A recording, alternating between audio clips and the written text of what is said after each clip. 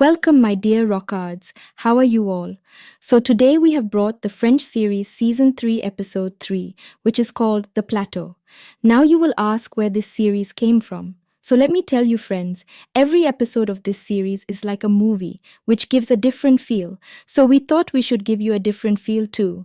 Otherwise, if you are new to the channel, then please subscribe. So, first, let's show a man named Mello Stenfield, who has autism spectrum disorder, meaning ASD. He is standing on a New Jersey road and is watching a woman standing in a flower shop. Meanwhile, he is calculating the events that are happening around him. He carefully looks at a bus, a path hole, a street artist, and a bicycle rider coming from a distance. Then he crosses the road and puts a pen on the mailbox next to the path hole. There is a planned sequence of its inactivities. As soon as he does this, there are events one after the other, like a planned chain reaction, in which a taxi gets off in the path hole, because of which the water of the path hole falls into the pen and the pen falls down. He notices this and goes to pick up the pen. Meanwhile, the cyclist hits the actor and falls on the mailbox. The mailbox falls on a fruit stand nearby. This causes the bus driver to lose his focus. He doesn't even see the traffic signal turning red. He just drives the bus straight to the woman. The woman dies on the spot.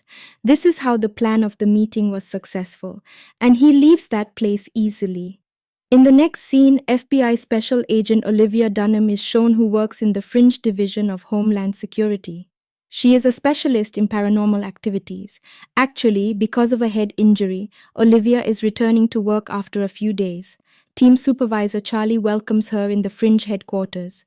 Then we see Chief Walter Nett Bishop of this agency, who is talking to a lab assistant named Philip about Olivia's return.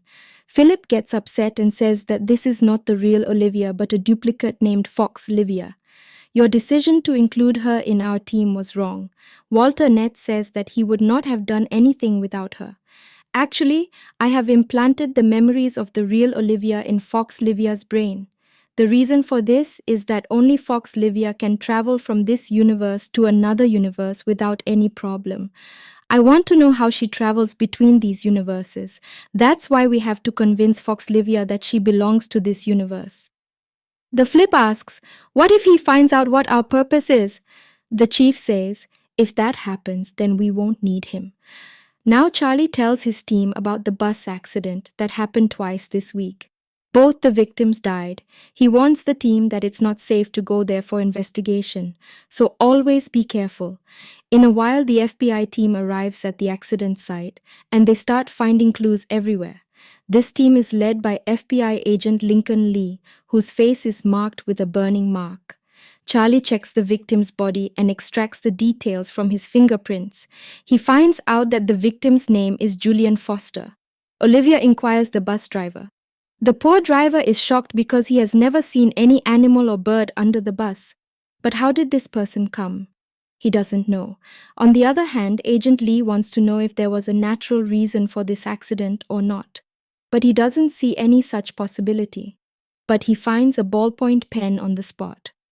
Olivia inquires the eyewitness and tells Agent Lee that the street artist bowed down to pick up the pen, during which he bumped into a bicycle rider and the fruit stand fell. Agent Lee.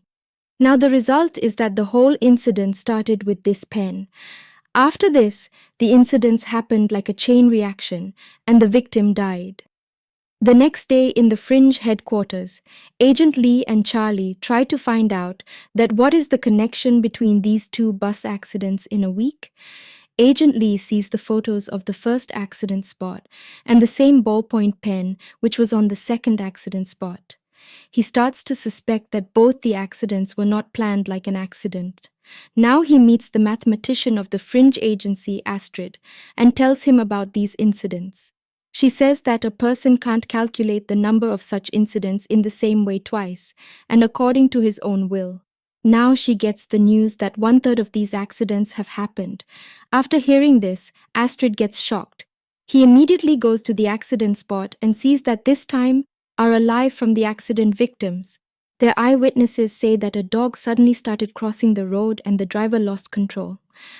Olivia notices that a ballpoint pen is being destroyed there. Now she realizes that this incident has not ended yet, and something is going to happen in the future. When she looks around, she sees the mill who is standing on a bridge and looking at them strangely. After a few seconds, a man who was wearing earbuds is crossing the road, and suddenly, an ambulance comes and dies. Now Olivia is sure that Milo is doing all this. She alerts her team and runs towards Milo. Because of this, the bus that comes fast changes its direction and starts going under the bridge. In the meantime, Olivia tells Milo to surrender at the end point. But at the end of the day, he jumps off the bridge and lands on the bus and escapes. If you liked this season's concept, then please like the video. Because after this, Milo reaches his home, where his sister Madeline was very worried for him. She says that I have received calls from the hospital many times, but Milo doesn't pay attention to anything.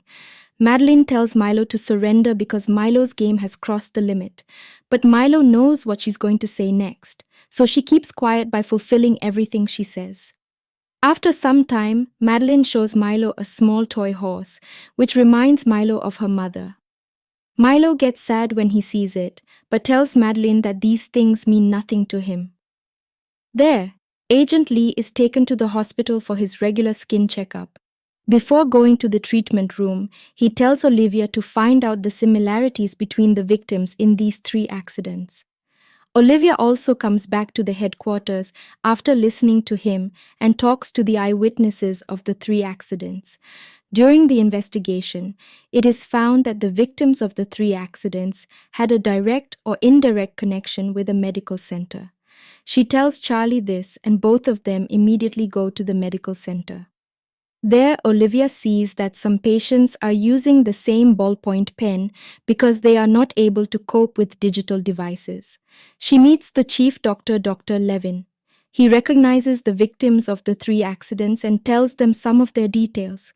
He says that all the victims were part of an experiment in which they were trying to increase the intelligence of mentally challenged patients. By saying this, he shows them a video footage in which Milo is also there. The doctor tells that Milo was also a subject of this experiment, and during the experiment, his IQ level had increased a lot. On his sister Madeline's request, we discharged Milo from the hospital.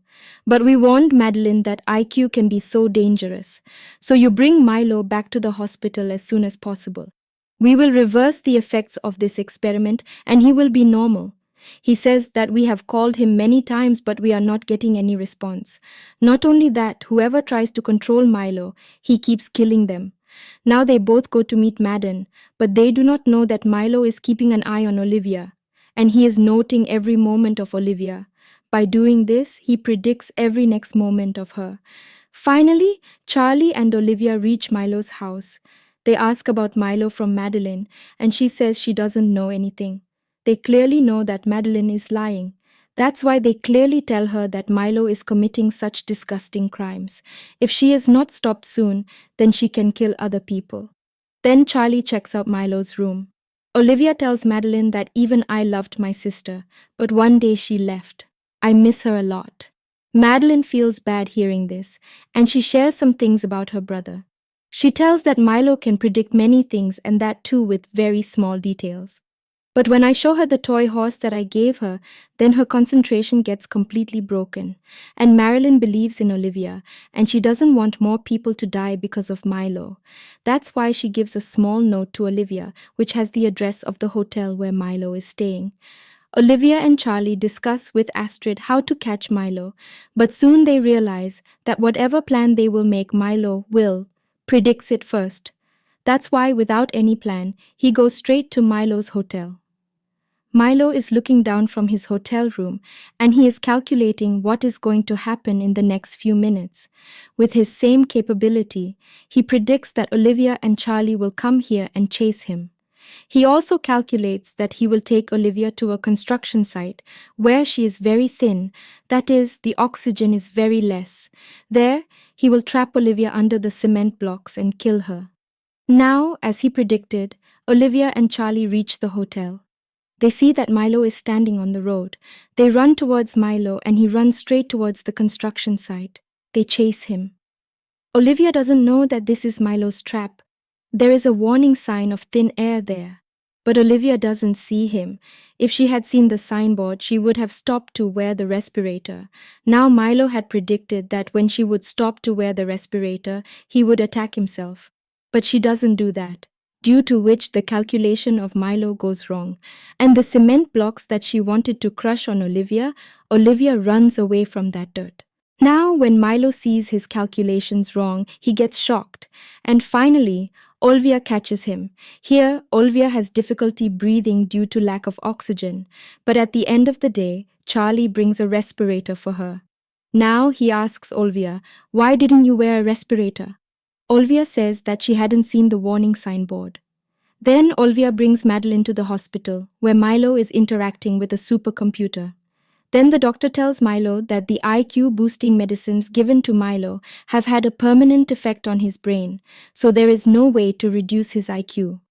Now his mind has advanced so much that no one can understand him except the supercomputer.